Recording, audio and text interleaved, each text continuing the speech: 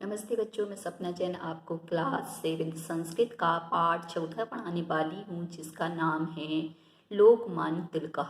तो चलिए सबसे पहले हम जानते हैं लोकमान्य तिलक जी के बारे में। चतुर्दशा पाठः 14 चैप्टर लोकमान्य तिलक। लोकमान्य बाल गंगाधर तिलक महान देशभक्त आसीत। लोकमान्य बाल गंगाधर तिलक जी, इनका पूरा नाम है लोकमान्य तिलक जी का। ये महान देशभक्त आसीत मतलब थे। महाराष्ट्र प्रान्ते रत्नगिरी मंडले जुलाई मासस्य त्रयोविंशतितमे दिनाङ्के 1856 ख्रीष्टाब्दे तस्य जन्म अभवत्। महाराष्ट्र प्रांत मतलब महाराष्ट्र प्रांत में, और उसमें भी रत्नगिरी मंडल में जुलाई मास की मतलब जुलाई महीने की 23 तारीख में 1856 ईस्वी में उनका जन्म हुआ। किनका? लोकमान्य तिलक जी का।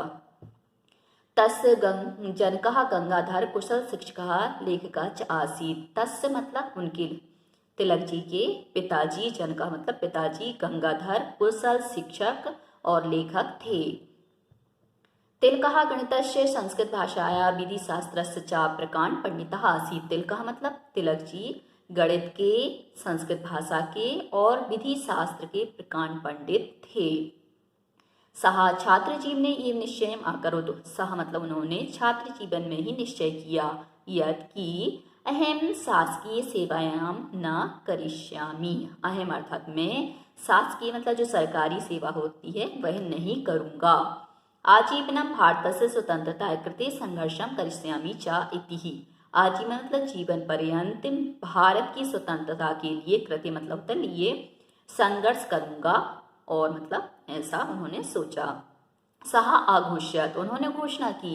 स्वराज मम जन्म सिद्ध अधिकार अस्ति मतलब स्वराज मेरा जन्म सिद्ध अधिकार है, इति मतलब ऐसा। तिलकः राष्ट्र सेवाया कृते संलग्नः अभवत्। तिलक राष्ट्र सेवा के लिए संलग्न हो गए। जन जागरणस्य कृते सः शिवराज उत्सवस्य गणेशोत्सवस्य प्रारंभ आकरोत्। जन जागरण के लिए मतलब लोगों को जगाने के लिए उन्होंने शिवराज उत्सव और गणेश उत्सव का प्रारंभ किया। मतलब तभी से क्या है, शिवराज उत्सव और गणेश उत्सव मनाए जाने लगे। सह केसरी मराठेति समाचार पत्रों संपादनम च अकरोत्। सह मतलब उन्होंने केसरी और मराठा ऐसे समाचार पत्रों का संपादन भी किया। तिलक महोदय से प्रभावेण देशे स्वतंत्रतायै नवचेतनाय संजाता। तिलक महोदय के प्रभाव से देश में स्वतंत्रता के लिए नवचेतना का संचार हुआ। सहा लोकमान्य इति उपाधिना विभूषिता। सहा मतलब वह लोकमान्य ऐसी उपाधि से विभूषित थे, मतलब इस उपाधि से उनको संबोधा गया। तस्य प्रभावम असहमानः आंग्लाः तस्य उपरि राजद्रोहस्य मिथ्याभियोग न्यायालये प्रस्तुतवन्तः। तस्य मतलब उसके, उनके प्रभाव को असहमान मतलब सहन न करती हुई अंग्रेजों ने उनके ऊपर राजद्रोह का मिथ्या मतलब झूठा अभियोग क्या है, न्यायालय में प्रस्तुत कर दिया। मतलब उन पे क्या, झूठा आरोप लगा दिया। न्यायाधीशन सहा वर्ष भोग्यन कारावासन दंडितः। और न्यायाधीश के द्वारा उन्हें क्या है, 6 वर्ष भोगने के लिए कारावास दिया गया, अर्थात जेल में भेज दिया गया।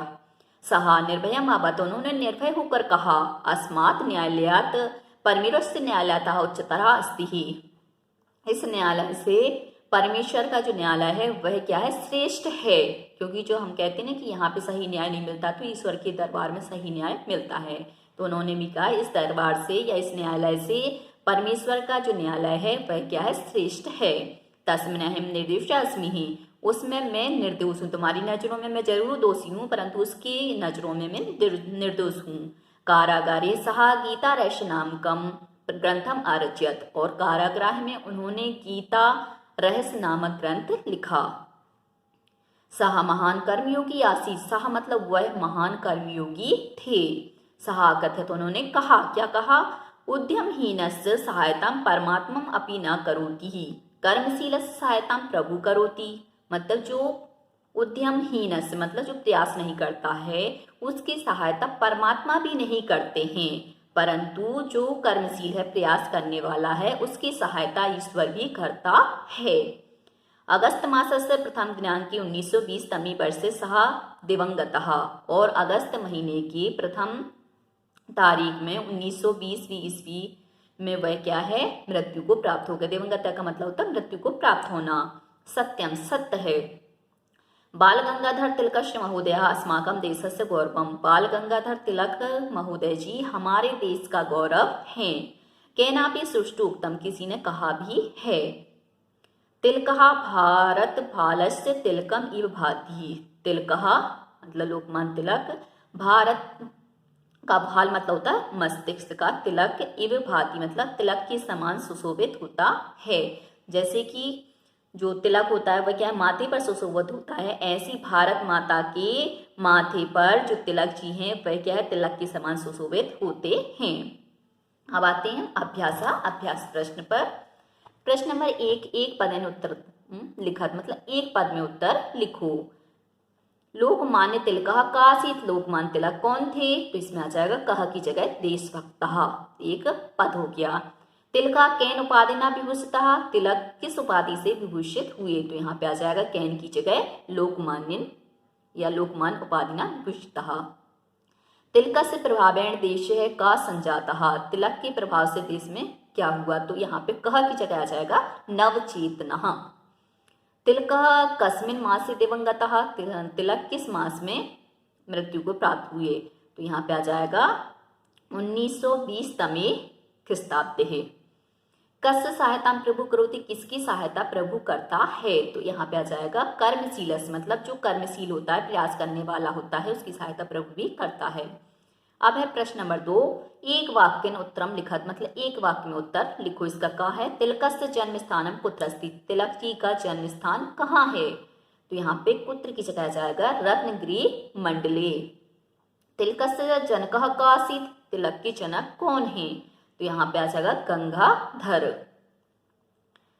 तिलकस्य छात्र जीवने कम निश्चय अकरोत्। तिलक ने छात्र जीवन में क्या निश्चय किया, तो यहाँ पे आ जाएगा अहम शासकीय सेवाम न करिष्यामि मतलब मैं शासकीय सेवा नहीं करूंगा।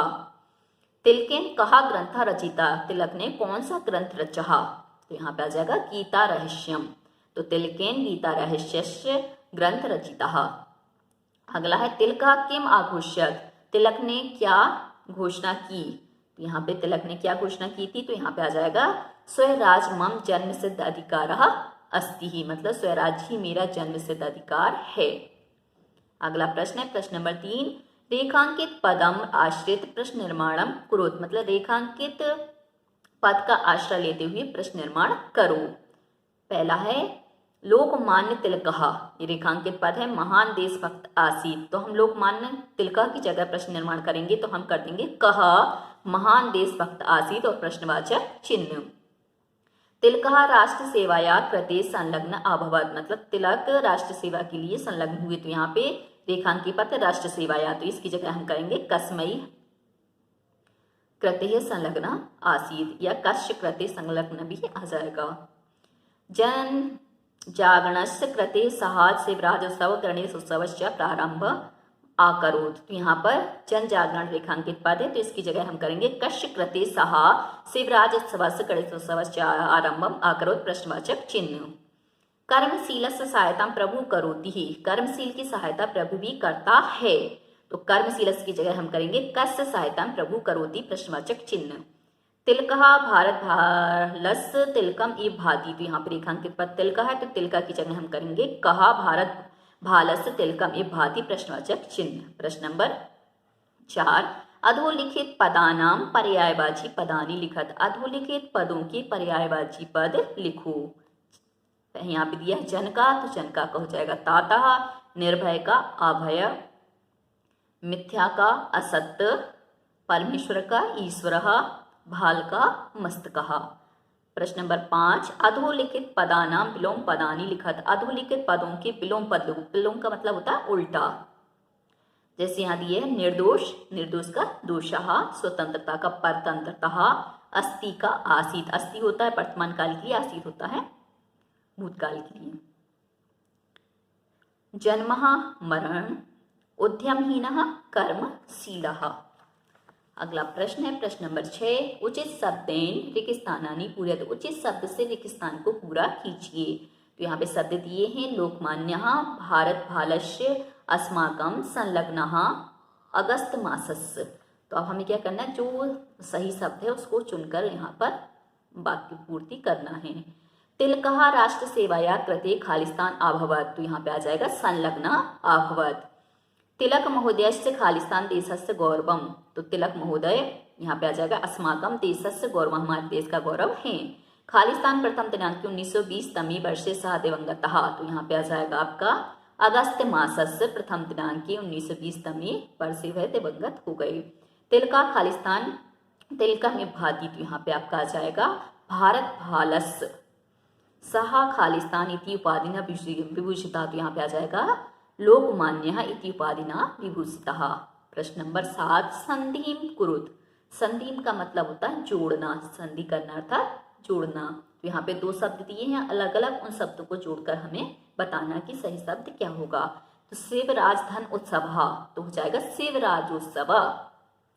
यहाँ पे ऊ का ओ हो जाएगा, गुण संधि हो जाएगी। गणेश धन उत्सव, तो हो जाएगा गणेश उत्सव। तो यहाँ पे भी ऊ का ओ होने से गुण संधि। तस्य धन उपरी, तो हो जाएगा तस्योपरि। परम धन आत्मा, तो हो जाएगा परमात्मा। यहाँ पे क्या है आपकी दीर्घ संधि है, माँ में आ है और आत्मा में आ है, दोनों मिलकर बड़ा आ बन गए तो दीर्घ संधि। परम धन ईश्वरः, तो आ जाएगा परमेश्वरा। तो आ और ई जब ये होंगे तो यहाँ पे क्या है, ए होने से गुण संधि आ जाएगी, तो हो जाएगा परमेश्वरः। प्रश्न नंबर 8, चतुर्थी विभक्ति स्थाने षष्ठी विभक्तिया सह कृतेति शब्दम योजित्वा लिखितुम शक्नुमः।